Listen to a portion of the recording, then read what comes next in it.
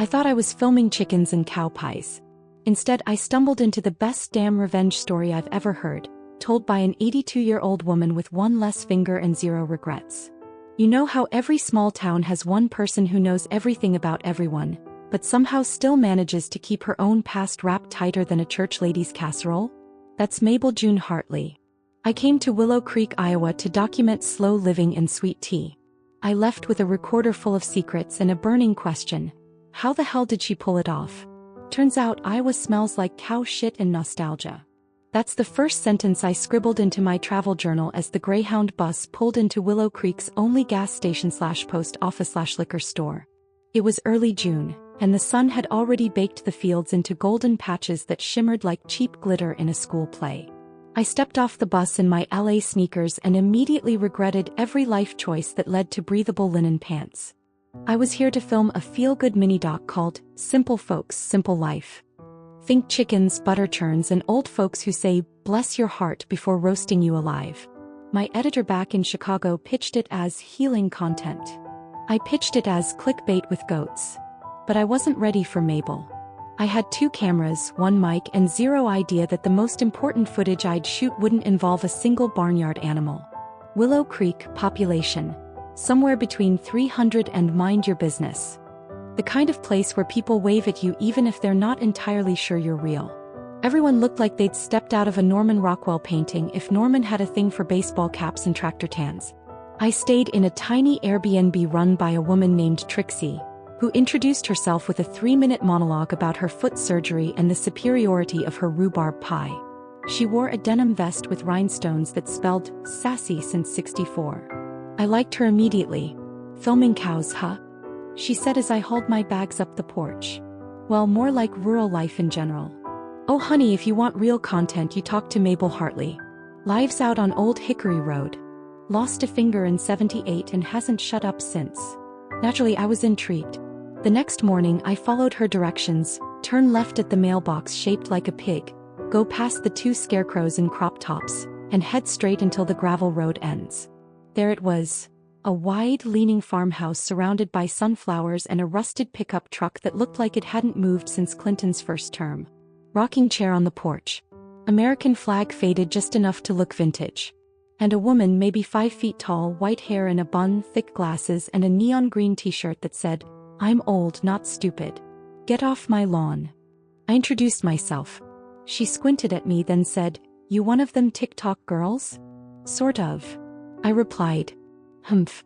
You got coffee?" I did not. But 5 minutes later, I was sitting on her porch with a mug of lukewarm instant brew and a microphone clipped to her shirt. "So, Mabel, tell me about life on the farm."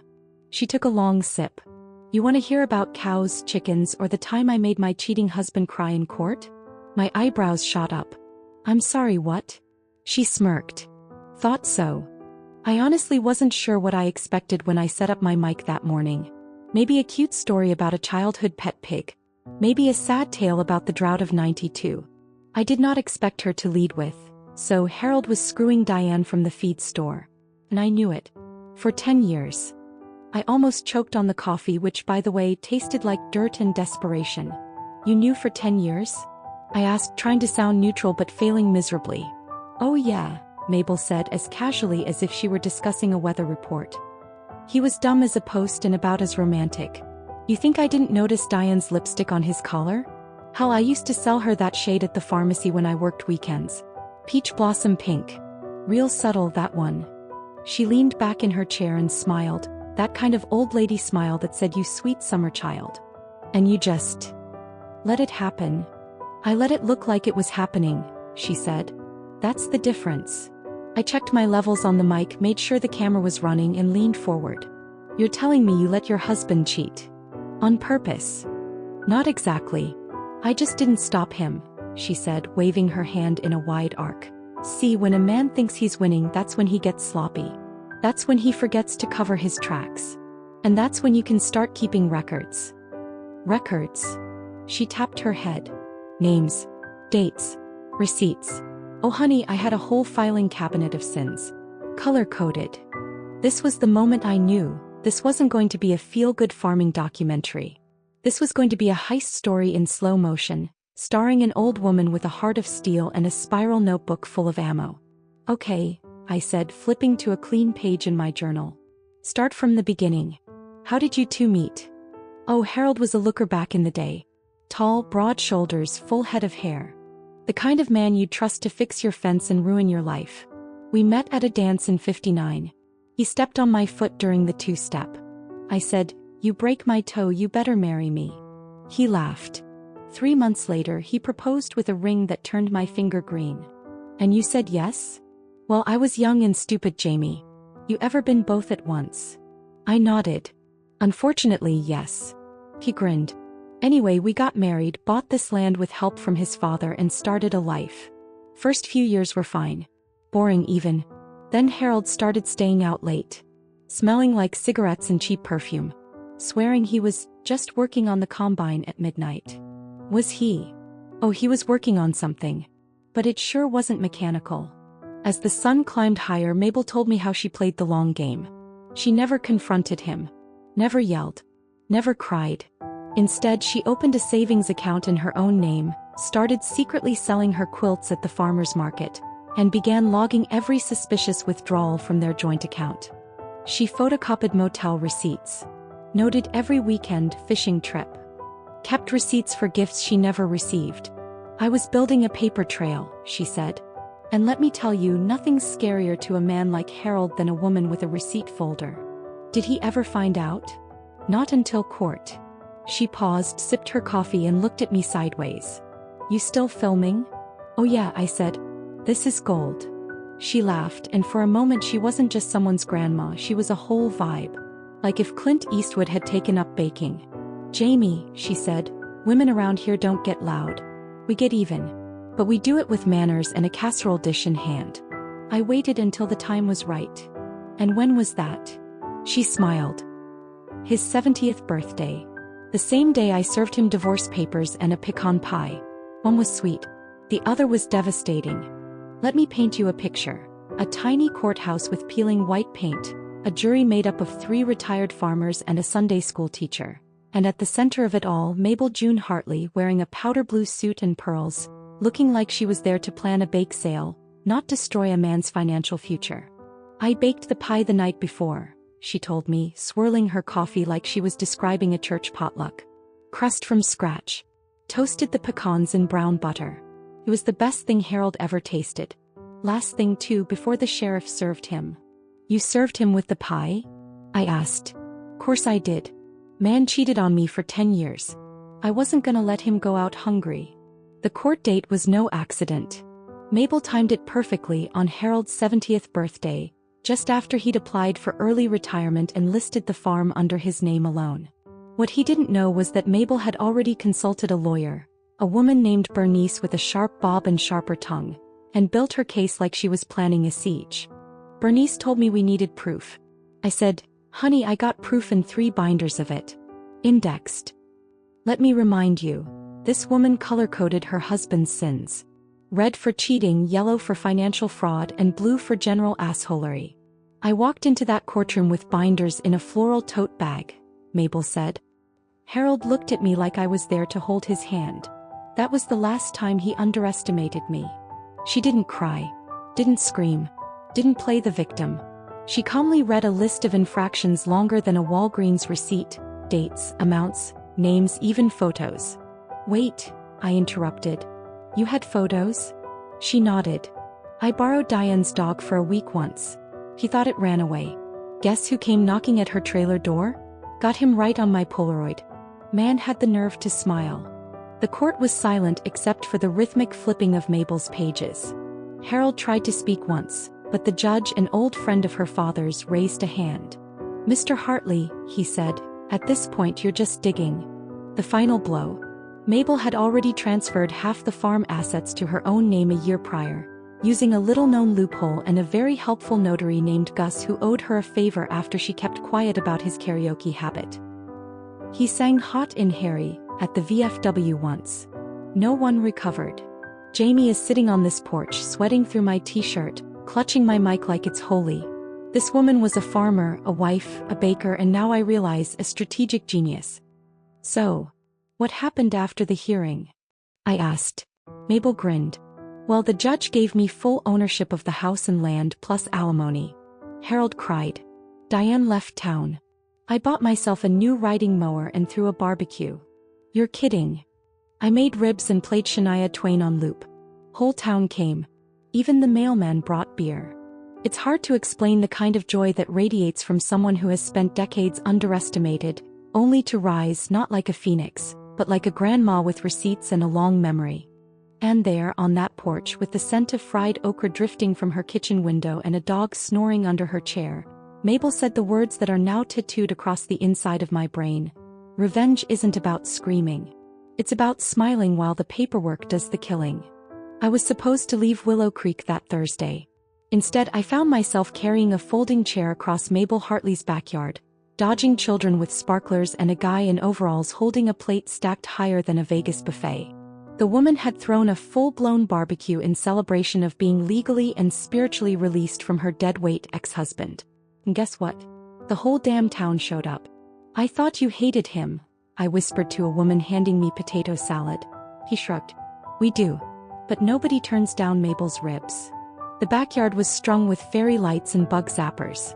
A banjo played softly from a portable speaker someone duct-taped to the porch railing. On a folding table sat a framed court document next to a cherry pie with the words, "Freedom never tasted so sweet," spelled out in whipped cream. I was already 3 bites in when I noticed something strange. Nearly every older woman at this barbecue had a story. Not a story. Mabel once told me to keep that receipt, and I'm glad I did. Story. These women weren't just her neighbors. They were graduates of the Hartley School of Subtle Retribution. First up was Loretta, age 74, who accidentally sent her ex-husband's prized baseball card collection to Goodwill the day after he moved out. Then there was Joanne, who found out her third husband had a secret boat named after his mistress and got the DMV to repossess it for unpaid taxes, by forwarding the guy's fake receipts she'd quietly collected for months. Oh honey, June told me, swirling sweet tea, Mabel taught me everything I know. Passive aggression is an art form. Mabel herself was holding court near the grill, wearing a t-shirt that said, "I'm not bossy. I just have better ideas." Did you start all this? I asked her, motioning to the impromptu support group forming around the baked beans. I didn't start it, she said, flipping ribs like a general dispatching orders. I just reminded them they weren't powerless. You basically turned this whole town into an Avengers team for pissed-off women. He paused, considered. Yeah. But with better snacks. I stayed late into the night, recording interviews I didn't plan, taking notes I hadn't meant to write. By the time I stumbled back to my Airbnb, my face hurt from laughing and my brain wouldn't shut up. This wasn't just a story about one woman getting even. It was about how quietly brilliant women survive. About the revenge you never see coming because it's delivered with a smile and a side of baked macaroni. And maybe, just maybe, about how I, Jamie Caldwell, self-proclaimed urbanite with commitment issues and a permanent Starbucks order, was exactly where I needed to be. The next morning, I found myself back on Mabel's porch at 8:42 a.m. sharp, holding a large iced coffee and a banana muffin as a peace offering. I wasn't sure if there were unspoken rules about showing up unannounced, but I figured caffeine and carbs were a solid bet. Mabel opened the door in a pink housecoat and said, "You look like you slept in a hay bale." Close, I muttered. Trixie's cat crawled into my bed and started purring on my neck like a haunted humidifier. He waved me in. Coffee's trash, but the stories are good. Come on. The kitchen smelled like cinnamon and a little bit like WD-40. There was a glass cake stand on the counter with something that might have been banana bread or might have been a brick. Hard to say. But sitting right next to it, wedged between a Betty Crocker cookbook and a radio older than my parents', was a turquoise tin recipe box. What's that? I asked, pointing like I'd just discovered treasure. Mabel looked at it, then at me. Oh, that's not for food. That's for justice. She opened the lid and I swear to you my jaw actually dropped. Inside were dozens of index cards, handwritten in curly cursive. But instead of ingredients they had titles like, "How to Freeze Out a Gossip Without Starting a War. If He Parks in Her Driveway, You Tell His Mama, Advanced Emotional Warfare for Midwestern Women, Volume 2, Never Confront. Outlast." I pulled one out. It read, Operation Cinnamon Roll Bake 2 trays. One for the church bake sale. One for Harold's girlfriend's boss. Add double salt and a smidge of laxative. Pray for forgiveness. Mabel, what? What is this? He shrugged. Just a little field manual. Things I've learned. Things I've taught. It's not revenge. It's long-term strategic positioning. I was stunned. Not because of the contents, honestly I'd started to expect this level of diabolical delight from her, but because of the organization. These weren't scribbles. These were carefully documented tactics, passed down like heirlooms. You wrote all of these? Some of them. Others were shared by the girls. Joanne, Trudy, even Pastor Ellie's mom. We call it the sisterhood. We're not vengeful. We're just prepared. And then she said something that stuck with me. Sweetheart, when men mess up, they burn rubber. When women snap, we bake cookies and wait for the wind to change. I didn't say anything. I just stared at the box like it was the lost gospel of emotionally intelligent warfare. This wasn't just Southern sass. This was a blueprint, a legacy, a quiet rebellion in cursive ink and pastel cardstock. Later that afternoon, I sat under the old oak in her backyard, notebook in hand, and wrote in big capital letters. This isn't a story about farm life. This is a story about women who outlived the storm and kept the recipes. And for the first time in my career, I didn't feel like a journalist reporting someone else's experience. I felt like I'd been handed an invitation to something sacred and deeply funny and wildly brilliant. 2 weeks after I was supposed to go back to Chicago, I was still in Willow Creek. I'd filmed 40 hours worth of footage, conducted 17 interviews, accidentally milked a goat, twice, and learned more about covert emotional retaliation than any Ivy League psychology class could ever teach me. But most of all, I had watched a network of ordinary women, mothers, widows, hairdressers, Sunday school teachers, share their stories not with shame but with pride. Not dramatic, not vengeful. Just funny and absolutely unforgettable. I met Dolores, who faked a knee injury to avoid dancing at her ex's wedding. Maggie, who got her revenge by turning her cheating husband's prized hunting dog vegan. And Missy, a school librarian who rewired her ex's smart home to randomly blast Celine Dion at 3 a.m. for 3 months straight. They all credited Mabel. She didn't tell us to get even, Missy said. She just reminded us we didn't have to stay small. The last day I spent in Willow Creek, Mabel and I sat under the old oak tree in her backyard. The cicadas were buzzing like tiny power drills, and someone down the road was mowing their lawn in what had to be an aggressive attempt at flirting. I've been thinking, I said, flipping my notebook closed. This story, it's not just about you. It's about all of you. Mabel smiled without looking at me. Then you're finally getting it. I hesitated. Would you be okay if I turned this into something bigger? Like a podcast? Maybe even a book? She gave me a long look, then nodded slowly. Only if you name it something good. I grinned. How about the recipe box? Stories from the sisterhood? She laughed. That'll do, sugar. We hugged goodbye like old friends, which is funny because I still wasn't entirely sure she liked me. On my way to the bus stop, she pressed a folded card into my hand. Just a little something, she said, in case you ever need it. On the bus, I opened it. Inside, written in her sharp cursive, was a single phrase. If they try to break you, just let them underestimate you first. And below that, in tiny print, also cayenne pepper and shampoo. Works wonders. 6 months later, my podcast The Recipe Box hit number 3 on the Apple charts. Netflix called. I got a book deal. And I never once looked at an old woman in a grocery store line the same way again. Because now I know, behind every polite smile and perfectly folded napkin, might be a battle plan. And a damn good pie recipe.